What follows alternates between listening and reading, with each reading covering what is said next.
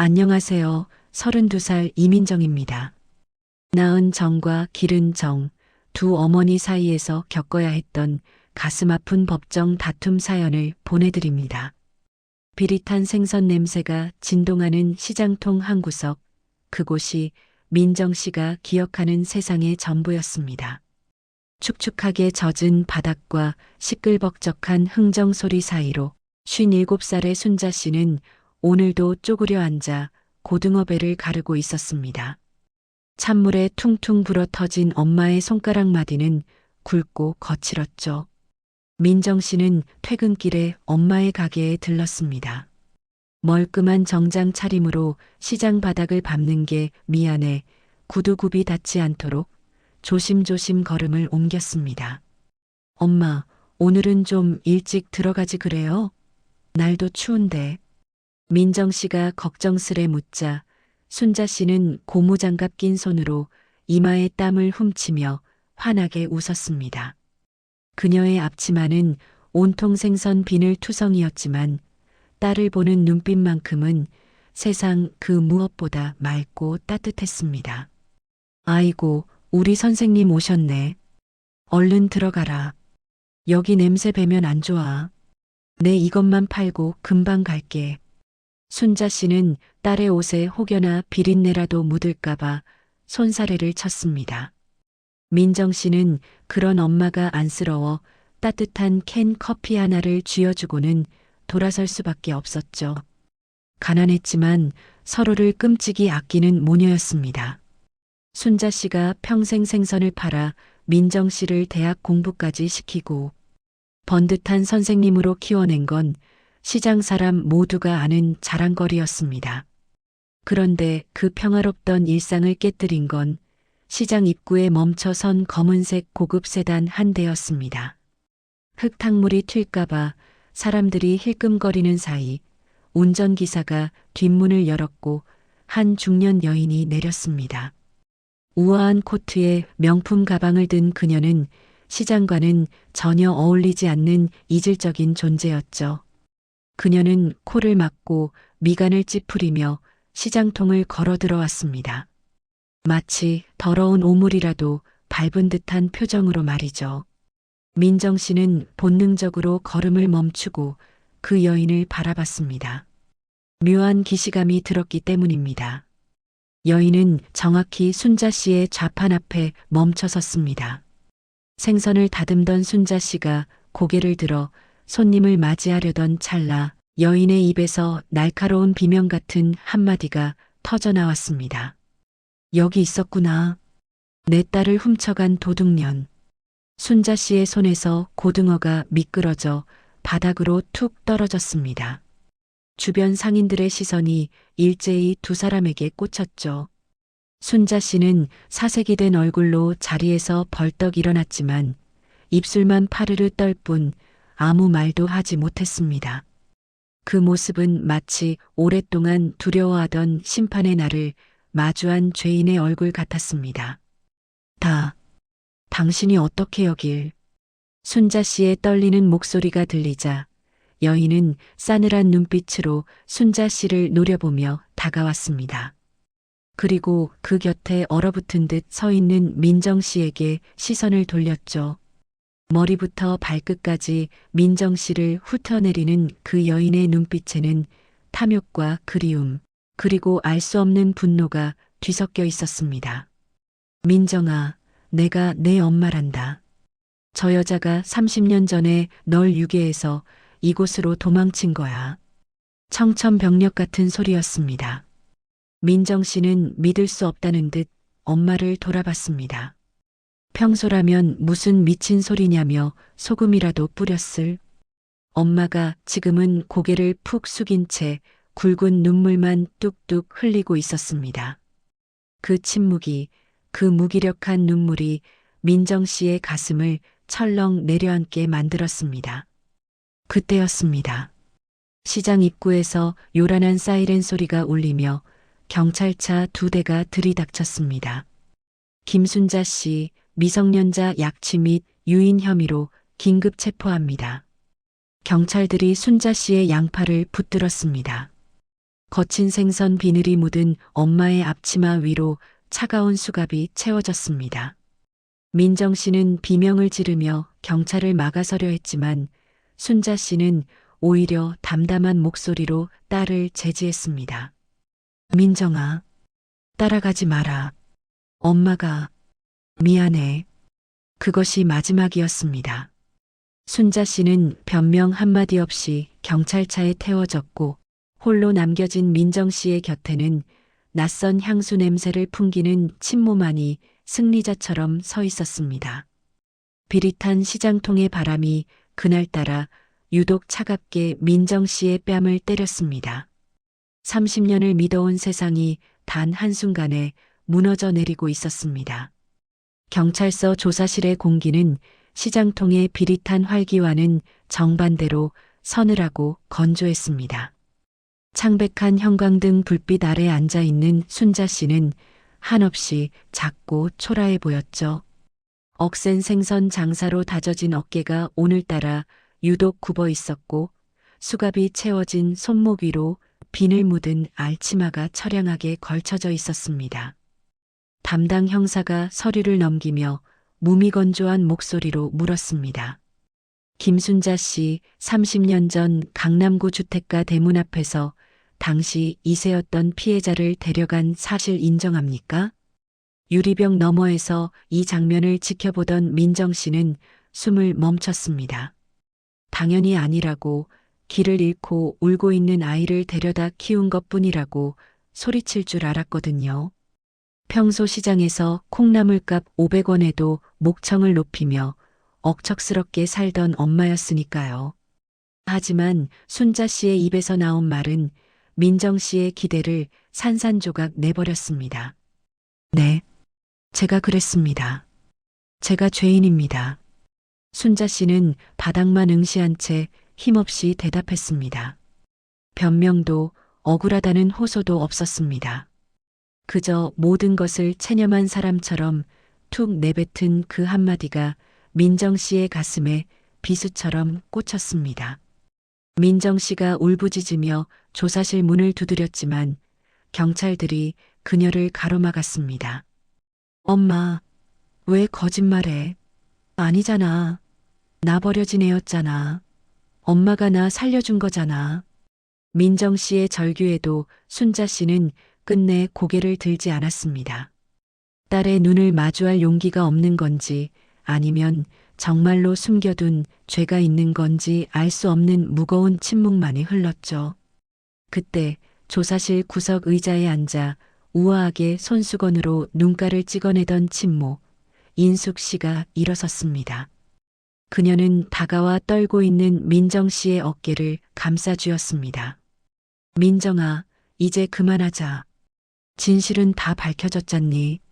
저런 유괴범이랑 더 엮일 필요 없어. 이제 진짜 집으로 가자. 집이라니요. 민정 씨에게 집은 곰팡이 핀 냄새가 나지만 엄마의 온기가 스민 단칸방뿐인데 인숙 씨는 마치 당연하다는 듯 그녀를 이끌었습니다. 민정 씨는 유치장 쪽을 하염없이 돌아봤지만 순자 씨는 이미 경찰의 손에 이끌려 철창 뒤로 사라지고 난 뒤였습니다. 그 뒷모습이 너무나 작아 보여서 민정 씨는 발걸음이 떨어지지 않았습니다. 그렇게 민정 씨는 얼떨결에 인숙 씨의 검은색 세단에 올랐습니다. 푹신한 가죽 시트에서는 은은한 가죽 냄새와 고급 방향제 향기가 났습니다. 엄마의 몸에서 항상 나던 비릿한 생선 냄새와는 너무나 다른 낯설고 어지러운 향이었죠. 차가 부드럽게 출발하자 차창 밖으로 멀어지는 경찰서의 불빛이 희미해졌습니다. 민정 씨는 자신이 꾸며낸 연극 무대 위에 강제로 올려진 배우가 된 것만 같았습니다. 옆에 앉은 인숙 씨는 민정 씨의 손을 잡으며 연신 내 딸 고생 많았지? 라고 속삭였지만 그 손길은 따뜻하기보다는 어딘가 서늘하게 느껴졌습니다. 1시간쯤 달렸을까 차가 멈춘 곳은 높은 담장으로 둘러싸인 평창동의 대저택이었습니다. 육중한 대문이 스르르 열리고 잘 가꿔진 정원을 지나 현관에 들어서자 마치 드라마 세트장 같은 거실이 나타났습니다. 천장에는 화려한 샹들리에가 번쩍이고 바닥엔 윤기가 흐르는 대리석이 깔려 있어 발자국 소리가 또각또각 울려 퍼졌습니다. 모든 것이 반짝이고 깨끗했지만 사람 사는 냄새는 전혀 나지 않는 공간이었습니다. 여기가 내가 원래 살았어야 할 집이야. 30년 동안 저천한 여자한테 도둑맞은 내 자리란다. 인숙 씨는 감격에 겨운 목소리로 말하며 민정 씨를 2층 방으로 안내했습니다. 방문을 열자 마치 공주님 방처럼 꾸며진 침실이 보였습니다. 핑크빛 벽지의 침대 위에는 최고급 실크 잠옷이 놓여 있었고 화장대에는 뜯지도 않은 명품 화장품들이 가득했습니다. 하지만 민정 씨의 눈에는 그 모든 화려함이 따뜻해 보이지 않았습니다. 오히려 몸에 맞지 않는 옷을 억지로 입은 듯 불편하고 숨이 막혀올 뿐이었죠. 민정 씨는 방문을 닫고 침대에 걸터 앉았습니다. 너무나 푹신해서 몸이 쑥 빨려 들어가는 것 같았습니다.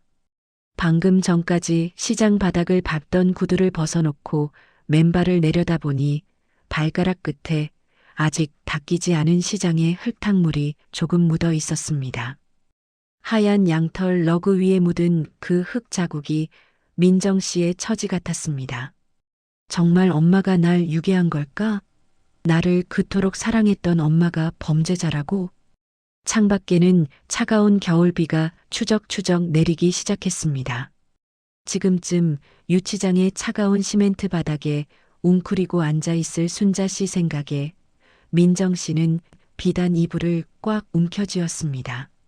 30년 만에 찾았다는 진짜 집은 너무나 넓고 고요해서 오히려 견딜 수 없는 외로움이 밀려왔습니다. 민정 씨는 무릎에 얼굴을 묻고 소리 없이 흐느꼈습니다. 이곳은 집이 아니라 그저 화려한 감옥처럼 느껴질 뿐이었습니다. 평창동 대저택에서의 아침은 숨막힐 듯한 고요함으로 시작되었습니다. 창문 틈으로 들어오는 햇살조차 눈치를 보는 것만 같은 적막이 흘렀죠. 민정 씨는 최고급 거위 털 이불 속에서 눈을 떴지만 몸은 천근만근 무거웠습니다. 지난밤 낯선 천장을 바라보며 뒤척이느라 한숨도 자지 못했거든요. 방문을 열고 나오자 가사 도우미가 기다렸다는 듯 허리를 굽혔습니다. 아가씨, 식사 준비됐습니다. 사모님이 기다리십니다. 식탁 위에는 호텔 조식 뷔페에서나 볼 법한 화려한 음식들이 차려져 있었습니다. 하지만 맞은편에 앉은 인숙 씨의 시선은 음식보다 민정 씨의 얼굴에 꽂혀 있었죠. 그녀는 우아하게 커피잔을 내려놓으며 민정 씨의 옷차림을 훑어보았습니다. 민정 씨가 집에서 챙겨온 보풀이 조금 인 회색 카디건을 입고 있었거든요. 민정아, 그 옷은 좀 벗지 그러니? 냄새나는 것 같아서 내가 다 비위가 상하는구나. 어제 내가 사준 실크 블라우스 있잖니. 그걸로 갈아입고 나오렴. 인숙 씨의 목소리는 부드러웠지만 거절할 수 없는 단호함이 서려 있었습니다. 민정 씨는 입안에 있던 빵이 모래알처럼 느껴졌습니다. 이곳에서 민정 씨의 취향이나 생각은 중요하지 않았습니다. 인숙 씨는 민정 씨를 잃어버린 딸이 아닌 30년 만에 되찾은 인형처럼 대하고 있었으니까요. 머리부터 발끝까지 그녀가 정해준 대로 입고, 먹고, 움직여야 했습니다. 그 화려한 저택은 금으로 만든 새장이나 다름없었습니다. 저, 오늘 엄마 면회 다녀올게요. 경찰서에 가봐야겠어요. 민정 씨가 조심스럽게 말을 꺼내자 인숙 씨의 미간이 순식간에 구겨졌습니다. 엄마라니? 내 엄마는 여기 있잖니. 그 유괴범 여자는 잊으라고 했지. 아직도 정신을 못 차린 거니? 그래도 30년을 키워주신 분이에요. 이유라도 직접 들어야겠어요. 안 보내주시면 저 여기서 한 발짝도 안 나갈 거예요. 민정 씨가 처음으로 고집을 부리자 인숙 씨는 한숨을 내쉬며 마지못해 고개를 끄덕였습니다. 대신 기사가 운전하는 차를 타고 다녀오라는 조건이 붙었죠. 감시나 다름없는 배려였습니다. 경찰서 접견실의 공기는 여전히 차가웠습니다. 투명한 플라스틱 막을 사이에 두고 마주 앉은 순자 씨는 하루 사이에 10년은 늙어버린 듯 했습니다. 헝클어진 머리에 초점 없는 눈동자. 민정 씨는 그 모습을 보자마자 울컥 눈물이 솟구쳤습니다. 엄마, 밥은 먹었어? 잠은 좀 잤고? 민정 씨가 울먹이며 묻자 순자 씨는 천천히 고개를 들었습니다. 하지만 그녀의 눈빛은 어제와 달리 싸늘하게 식어 있었습니다. 마치 모르는 사람을 보는 듯한 건조한 시선이었죠. 여기가 어디라고 또 왔어. 그 좋은 집 놔두고 왜 자꾸 구질구질하게 찾아와. 순자 씨의 목소리는 갈라져 쇳소리가 났습니다. 민정 씨는 당황해서 말을 더듬었습니다. 무슨 소리야? 내가 엄마 딸인데 당연히 와야지. 변호사 알아보고 있어. 내가 엄마 꼭 꺼내줄 거야. 그러니까 조금만 참아. 쓸데없는 짓 하지 마라. 순자 씨가 버럭 소리를 질렀습니다. 접견실 안의 사람들이 깜짝 놀라 쳐다볼 정도였죠. 순자 씨는 떨리는 손으로 가슴을 치며 모진 말을 쏟아냈습니다. 나 유괴범 맞아. 내가 너 훔쳤어. 혼자 살기 적적한데 남의 집 애가 예뻐 보이길래 그냥 데려다 키운 거야. 30년 동안 키워줬으면 됐지. 이제 와서 무슨 효도를 하겠다고 난리야? 꼴 보기 싫으니까 당장 가. 거짓말. 거짓말이잖아.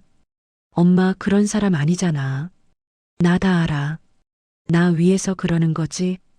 민정 씨가 유리벽에 손을 대며 애원했지만 순자 씨는 자리에서 벌떡 일어났습니다. 지긋지긋해. 가난한 생선 장사딸로 사는 거 너도 싫었잖아. 이제 진짜 부모 찾았으니 거기서 호강하며 살아. 다시는 내 앞에 얼씬도 하지 마라. 알았어? 순자 씨는 뒤도 돌아보지 않고 조사실 문을 향해 걸어갔습니다. 하지만 민정 씨는 보았습니다. 돌아서는 엄마의 어깨가 짐승처럼 들썩이고 있다는 것을요. 억지로 참아내던 울음이 터져 나오는 것을 막으려 입술을 깨물고 있다는 것을요. 엄마, 가지마. 엄마. 민정 씨가 소리쳤지만 닫힌 문은 열리지 않았습니다. 접견실에 홀로 남겨진 민정 씨는 주저앉아 오열했습니다. 엄마의 모진 말들이 가시가 되어 가슴을 찔렀지만 그 속에 숨겨진 피 끓는 사랑이 너무나 아프게 느껴졌기 때문입니다. 자신을 위해 기꺼이 죄인이 되겠다는 엄마의 그 미련한 사랑이 민정 씨를 더욱 비참하게 만들고 있었습니다. 저택으로 돌아오는 차 안 민정 씨는 차창 밖으로 스쳐 지나가는 풍경을 보며 입술을 꽉 깨물었습니다. 인숙 씨가 사준 비싼 실크 블라우스 위로 뜨거운 눈물이 뚝뚝 떨어져 얼룩을 만들었습니다. 엄마가 밀어낸다고 해서 이대로 물러설 수는 없었습니다. 화려한 감옥에 갇혀 인형처럼 사느니 진실을 밝히고 엄마의 젖은 손을 다시 잡는 게 낫다고 민정 씨는 굳게 다짐했습니다. 인숙 씨의 대저택 정원에는 한겨울의 스산한 바람만이 맴돌고 있었습니다. 잎을 다 떨군 앙상한 나무들이 마치 민정 씨의 마음처럼 메마르게 서 있었죠. 민정 씨는 잠을 이루지 못하고 두꺼운 카디건을 걸친 채 정원을 서성이고 있었습니다. 감옥 같은 방 안에 있는 것보다 차라리 찬 바람을 맞는 게 숨쉬기 편했기 때문입니다. 담장은 너무 높았고 대문은 굳게 닫혀 있어 어디로도 나갈 수 없는 거대한 성. 이곳에서 민정 씨는 철저히 고립된 섬이었습니다. 그때였습니다. 정원 한 구석, 말라비틀어진 잡초를 뽑고 있는 구부정한 등 하나가 눈에 들어왔습니다.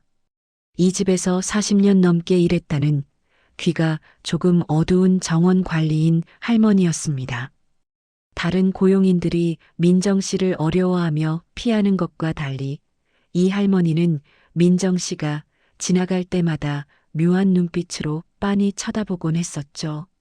민정 씨가 다가가자 할머니는 인기척에 놀란 듯 흠칫 몸을 떨었습니다.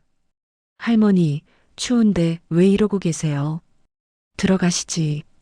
민정 씨가 걱정스레 말을 건네자 할머니는 허리를 펴고 민정 씨의 얼굴을 뚫어지게 바라보았습니다.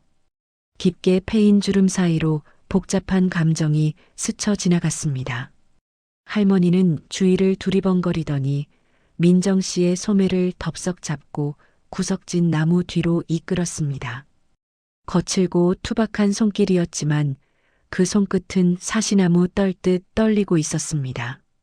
아가씨, 그 여자 믿지 마. 할머니의 입에서 나온 말은 뜻밖이었습니다. 쉰 목소리로 속삭이는 그 한마디에 민정 씨의 등골이 서늘해졌습니다. 네, 그게 무슨 말씀이세요? 누구를? 사모님 말이야. 인숙이 그 여자. 다 가짜야. 눈물도 모성애도 다 연기라고. 할머니는 누군가 들을까봐 목소리를 더 낮추며 30년 동안 가슴속에 묻어두었던 이야기를 토해내듯 쏟아냈습니다. 30년 전 그날, 내가 다 봤어.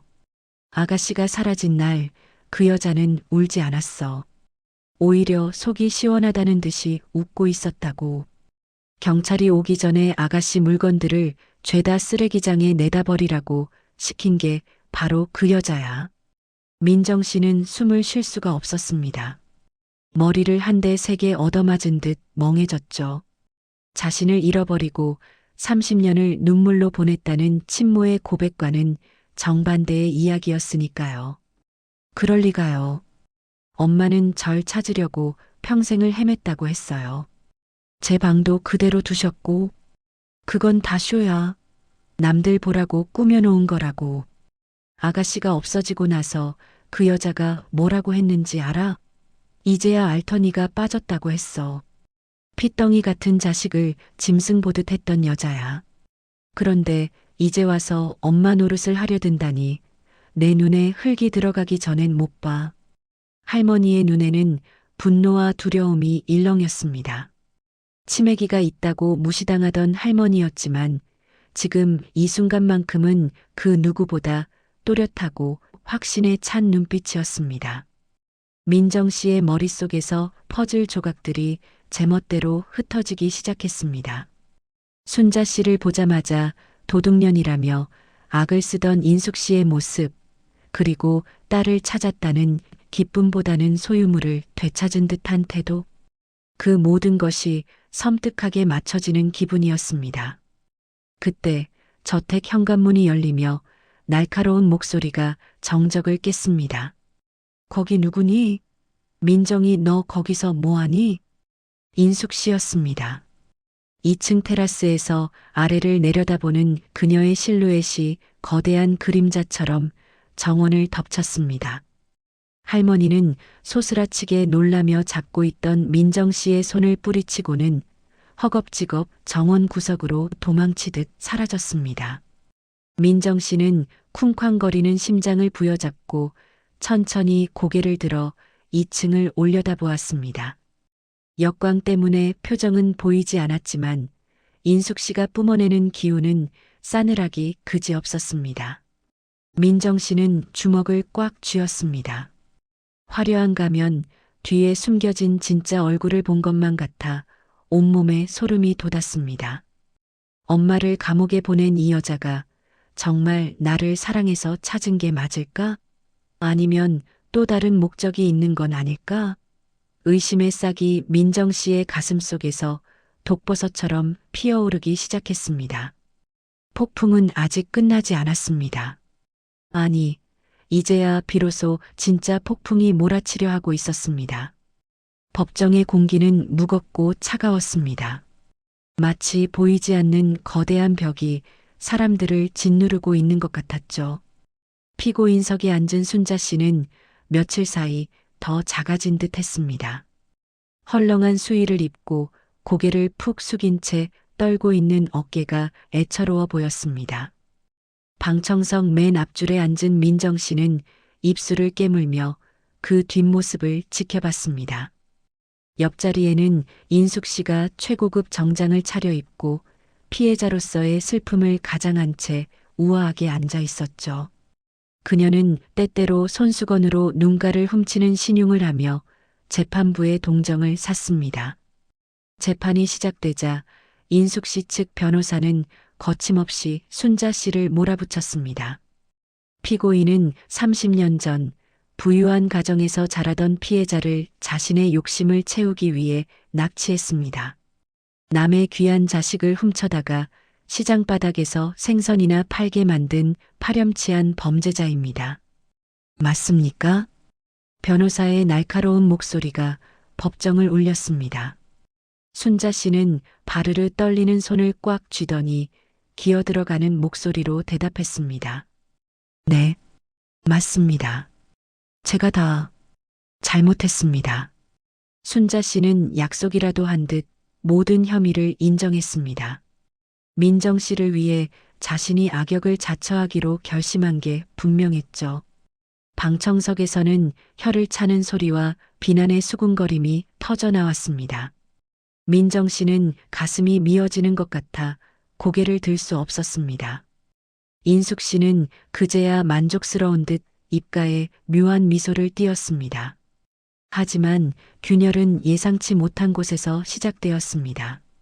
사건 당일의 구체적인 정황을 신문하는 과정이었습니다. 변호사는 인숙 씨의 진술을 바탕으로 질문을 이어갔습니다. 원고의 진술에 따르면 사건 당일은 화창한 봄날 오후였습니다. 피해자는 집 앞 정원에서 놀고 있었고 피고인은 아이에게 사탕을 주겠다며 유인해 데려갔다고 했습니다. 사실입니까? 순자 씨가 멈칫했습니다. 바닥만 보고 있던 그녀의 고개가 천천히 들렸습니다. 초점 잃은 눈동자가 허공을 헤매더니 무언가 끔찍한 기억을 떠올린 듯 몸서리를 쳤습니다. 봄, 날이요? 아닙니다. 그날은 순자 씨의 입술이 파랗게 질렸습니다. 변호사가 말을 끊으려 했지만 순자 씨는 홀린 듯 중얼거렸습니다. 그날은 눈보라가 쳤습니다.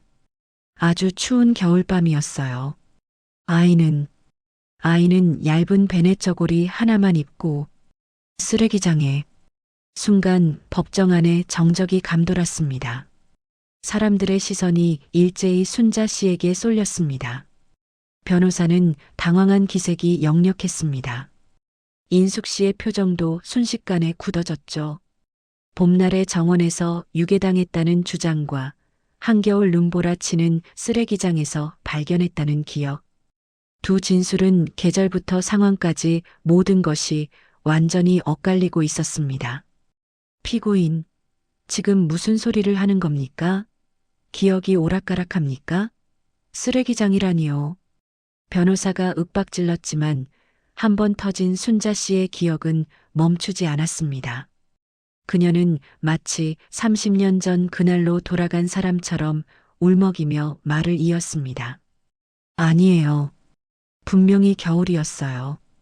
갓난쟁이가 입술이 새파랗게 질려서 울음소리도 못 내고 있었는데 내가 안아주니까 그제야 살려달라는 듯이 내 품을 파고들었는데 어떻게 그게 봄날입니까? 순자 씨의 절규에 가까운 고백은 법정 안의 공기를 순식간에 바꾸어 놓았습니다. 그것은 꾸며낸 거짓말이라기엔 너무나 구체적이고 처절했기 때문입니다. 민정 씨의 심장이 쿵 하고 내려앉았습니다. 지난밤 정원 관리인 할머니가 했던 말이 귓가에 쟁쟁하게 울려 퍼졌습니다. 그 여자는 울지 않았어. 아가씨 물건을 다 버리라고 시켰어. 민정 씨는 천천히 고개를 돌려 옆자리의 인숙 씨를 바라봤습니다. 항상 우아함을 잃지 않던 그녀의 얼굴이 지금은 흉하게 일그러져 있었습니다. 당황과 분노, 그리고 들켜서는 안 될 것을 들킨 사람의 공포가 그 가면 위로 비집고 나오고 있었죠. 인숙 씨는 민정 씨의 시선을 피하며 황급히 변호사에게 눈짓을 보냈습니다. 재판장님, 피고인은 지금 동정심을 유발하기 위해 거짓말을 하고 있습니다. 치매 증상이 의심됩니다. 변호사가 급하게 상황을 수습하려 했지만 이미 의심의 씨앗은 뿌려졌습니다. 판사조차 의아한 표정으로 서류를 다시 들여다보고 있었죠. 민정 씨는 주먹을 꽉 쥐었습니다. 엄마가 무심코 내뱉은 그 겨울밤이라는 단어 하나가 인숙 씨가 쌓아 올린 견고한 거짓의 성벽에 금을 내고 있었습니다. 그 틈새로 감춰져 있던 추악한 진실이 꿈틀거리며 기어 나올 준비를 하고 있었습니다. 재판이 잠시 휴정되자 법정 복도는 무거운 침묵과 수군거림으로 뒤섞였습니다. 인숙 씨는 변호사를 구석으로 몰아세우고 핏대를 세우며 소리치고 있었죠. 우아하던 가면은 온데간데 없고 도끼 품은 눈빛만이 번뜩였습니다. 변호사님, 일 처리를 그따위로 합니까? 겨울이라니요. 그 미친 여자가 헛소리하는 걸 왜 가만히 두고만 봐요? 당장 막았어야죠. 하지만 사모님, 피고인의 진술이 너무 구체적이라 판사님도 의심하는 눈치입니다. 상황이 좋지 않아요. 돈은 얼마든지 줄 테니까 증인을 더 사오든 서류를 조작하든 해서 그 여자를 완전히 매장시켜요. 내 딸 앞에서 나를 망신 줄 셈이에요? 멀찍이서 그 모습을 지켜보던 민정 씨는 심장이 차갑게 식어내리는 것을 느꼈습니다. 증인을 사오라는 말. 그것은 인숙 씨가 진실을 덮기 위해 무슨 짓이든 할 수 있는 사람이라는 명백한 증거였습니다. 민정 씨는 떨리는 다리를 지탱하며 벽에 기댔습니다. 지금껏 엄마라고 믿고 따르려 했던 사람이 실은 자신을 낳아준 엄마가 아니라 자신의 인생을 시나리오대로 조종하려는 연출가에 불과했다는 사실에 구역질이 치밀었습니다. 오후 재판이 속게되자 인숙 씨 측은 정말로 새로운 증인을 내세웠습니다. 30년 전 인숙 씨네 집 근처에서 가게를 했다는 한 중년 남성이 증인석에 앉았습니다. 그는 힐끔 인숙 씨의 눈치를 보더니 준비된 대본을 읽듯 술술 이야기를 풀어놓았습니다. 네, 기억합니다. 그때가 벚꽃이 한창 날리던 봄이었죠. 저 피고인 여자가 며칠 전부터 집 주위를 기웃거리는 걸 제가 똑똑히 봤습니다. 아주 수상했어요. 아이를 유괴하려고 작정한 게 틀림없었습니다. 거짓말이었습니다. 누가 봐도 급조된 돈으로 매수된 증언이었습니다. 하지만 법정의 분위기는 다시 순자 씨에게 불리하게 돌아갔습니다. 판사는 고개를 끄덕이며 순자 씨를 준엄하게 꾸짖었습니다. 피고인, 증인의 말이 사실입니까? 아직도 겨울이었다고 우길 겁니까? 반성의 기미가 전혀 없군요. 순자 씨는 억울함에 입술을 깨물었지만 아무 말도 하지 못했습니다. 그녀의 시선은 오직 방청석에 앉은 민정 씨에게 고정되어 있었죠. 그 눈빛은 마치 이렇게 말하는 것 같았습니다. 민정아, 가만히 있어. 내가 쓰레기장에 버려진 아이라는 게 밝혀지면 넌 평생 상처받으며 살 거야. 차라리 내가 나쁜 년이 되는 게 나아. 넌 그냥 부잣집에서 잃어버린 귀한 딸로 살아. 순자 씨는 민정 씨를 위해 딸이 버림받은 아이라는 비참한 꼬리표를 달지 않게 하려고 스스로 파렴치한 유괴범의 멍에를 뒤집어 쓰고 있었던 겁니다. 그 처절한 침묵의 의미를 깨달은 순간 민정 씨의 가슴 속에서 뜨거운 무언가가 울컥 치솟았습니다. 검사는 순자 씨에게 징역 10년을 구형했습니다. 방청석이 술렁였고 인숙 씨는 회심의 미소를 지으며 안도의 한숨을 내쉬었죠. 순자 씨는 형량이 선고되는 순간에도 덤덤했습니다. 오히려 모든 짐을 혼자 짊어지게 되어 다행이라는 듯 옅은 미소마저 띠고 있었습니다. 재판이 끝나고 순자 씨가 교도관들에게 이끌려 나가는 순간 민정 씨는 더 이상 참을 수 없었습니다. 그녀는 자리에서 벌떡 일어났습니다. 잠깐만요. 재판장님, 할 말이 있습니다. 법정 안의 모든 시선이 민정 씨에게 쏠렸습니다. 인숙 씨가 기겁하며 민정 씨의 팔을 낚아챘습니다. 민정아, 미쳤니? 앉아. 여기서 무슨 짓이야? 이거 나요. 당신은 엄마도 아니야. 당신은 악마야. 민정 씨는 인숙 씨의 손을 거칠게 뿌리쳤습니다. 그리고 울음 섞인 목소리로 소리쳤습니다. 우리 엄마는 유괴범이 아니에요.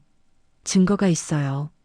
엄마가 30년 동안 목숨처럼 지켜온 진짜 증거가 있다고요. 민정 씨의 외침에 순자 씨가 놀란 눈으로 돌아보며 고개를 저었습니다. 하지 말라고, 제발 그만두라고 애원하는 눈빛이었습니다. 하지만 민정 씨는 결심했습니다. 엄마의 인생을 송두리째 짓밟고 얻은 가짜 행복 따위는 필요 없었습니다. 이제는 자신이 엄마를 지켜야 할 차례였습니다. 벼랑 끝에 몰린 진실을 구하기 위해 민정 씨는 떨리는 손으로 가방 깊숙한 곳을 더듬었습니다. 오늘 아침 엄마의 텅 빈 단칸방 장롱 깊숙한 곳에서 찾아낸 곰팡이 냄새나는 낡은 보자기 하나가 그녀의 손끝에 잡혔습니다. 법정 안은 숨소리 하나 들리지 않을 만큼 팽팽한 긴장감에 휩싸였습니다. 판사를 비롯해 방청객들의 시선이 모두 민정 씨의 떨리는 손끝에 집중되었죠. 민정 씨는 비틀거리는 걸음으로 증언대에 다가가 낡고 곰팡이 핀 보자기를 풀어헤쳤습니다. 그 안에서 나온 것은 하얗게 사가버린 퀴퀴한 냄새가 진동하는 작은 베네저고리 한 벌과 겉표지가 뜯어진 낡은 공책 한 권이었습니다. 이게 제가 30년 전 그날 입고 있던 옷입니다. 민정 씨가 들어올린 베네저고리는 충격적이었습니다. 고급스러운 자수가 놓인 비단옷이 아니라 누런 얼룩과 핏자국이 희미하게 남은 싸구려 면 옷이었으니까요. 게다가 옷깃에는 검은 곰팡이가 피어 있었습니다. 그리고 이건 글자도 제대로 모르는 우리 엄마가 삐뚤빼뚤하게 써내려간 육아일기입니다. 민정 씨는 떨리는 목소리로 일기장의 첫 페이지를 펼쳐 읽어내려갔습니다. 12월 24일, 눈이 펑펑 쏟아지는 밤, 쓰레기 버리러 나갔다가 고양이 울음소리를 들었다. 쓰레기통 뚜껑을 여니 시퍼렇게 언핏덩이가 비닐봉지에 담겨 있었다. 숨이 끊어질랑 말랑하는데 내가 품에 안으니 으앙하고 울더라. 하느님 감사합니다. 이 생명 살리라고 저한테 보내주셨나 봅니다. 일기장의 내용은 참혹했습니다. 봄날의 따뜻한 정원이 아니라 한겨울 쓰레기장 비닐봉지 속. 그것이 민정 씨가 발견된 진짜 장소였습니다. 방청석 곳곳에서 세상에 짐승만도 못한 하는 탄식과 비명이 터져 나왔습니다. 그때 피고인석에 앉아있던 순자 씨가 오열하며 소리쳤습니다. 안 돼. 민정아, 그거 읽지 마. 제발 그만해. 넌 버려진 게 아니야. 넌 귀한 내 딸이야. 순자 씨는 끝까지 딸이 받을 상처를 막으려 몸부림쳤습니다. 자신이 감옥에 갈지언정 딸이 친모에게 비참하게 버려졌다는 사실만은 무덤까지 가져가려 했던 것입니다. 그 처절한 모정에 법정 안은 순식간에 눈물바다가 되었습니다. 민정 씨는 흐르는 눈물을 닦으며 차갑게 굳어버린 인숙 씨를 노려보았습니다. 들리세요? 당신이 나를 버린 그날 쓰레기통에서 나를 주워 살려낸 건 바로 저분이에요. 불륜으로 낳은 자식이 걸림돌이 될까봐 한겨울에 내다 버려놓고 이제 와서 유산 상속 때문에 딸이 필요해지니까 찾은 거잖아요. 인숙 씨의 얼굴이 백지장처럼 하얗게 질렸습니다. 그녀는 덜덜 떨며 자리에서 일어나 악을 썼습니다. 아니야.